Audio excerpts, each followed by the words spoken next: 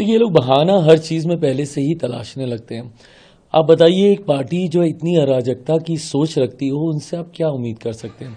जिस तरीके से कल इनके द्वारा बयान दिए गए कि भारत में भी नेपाल, बांग्लादेश, श्रीलंका जैसा माहौल बना दिया जाएगा।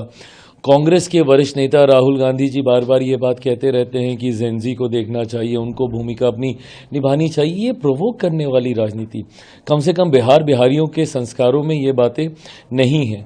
तो ऐसे में हर बात पे बहाना ढूंढ लेना, अफसरों को दोष देने लगना, ईवीएम को दोष देने लगना, एसआईआर के ऊपर ये लोग ठीकरा फोड़ने का प्रयास करते हैं।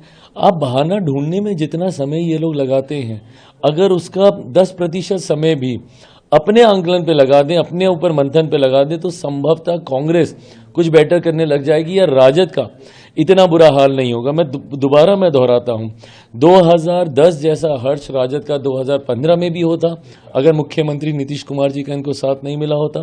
2020 में भी होता, अगर मैं उस वक्त एनडीए गठबंधन के साथ मिलकर मैं चुनाव लड़ा होता। आज जैसे ही पहला मौका मिला, पोल खुल के साथ सामने आ गई, पता चल गया लोगों को कि सही मायनों में जनता इनके ऊपर कितना विश्वास करती है। मैं मानता हूं कि जितने सवाल उनके ऊपर उठाए गए, मुख्यमंत्री जी के प्रचार ने उन तमाम सवालों के जवाब देने का काम किया।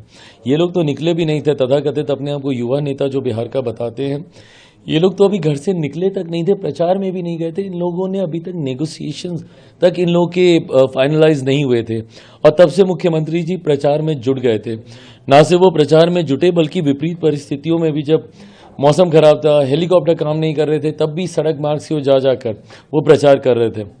उनकी स्वास्थ्य को लेकर जितनी टिप्पणियां कही गई, देखिए, बिहारी कभी भी ना व्यक्तिगत टिप्पणी या मर्यादा से नीचे जाकर टिप्पणियां कोई बिहारी बर्दाश्त नहीं करता। भले वो मुख्यमंत्री जी की सेहत को लेकर कही गई हों, भले वो प्रधानमंत्री जी की मां को लेकर कही गई हों, भले पहले चौकीदार चोर है अब वोट चोरी कह के कही गई हों, या किसी भी मंच पे वो नाचने लगेंगे वोटों के लिए, ये तमाम बातें बिहारी संस्कारों में नहीं हैं। ऐसे में इस बात का नुकसान ही बार बार महागठबंधन को हुआ है, और एक बार फिर हुआ है।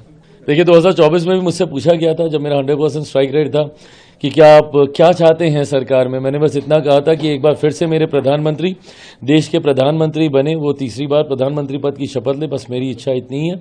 ऐसे में मैं पुनः ये कहूँगा कि एक डबल इंजन की सरकार, मेरे प्रधानमंत्री जी के सोच वाली सरकार, मुख्यमंत्री नीतीश कुमार जी के अनुभव वाली सरकार, और चिराग पासवान के बिहार फर्स्ट बिहारी फर्स्ट की सरकार बने।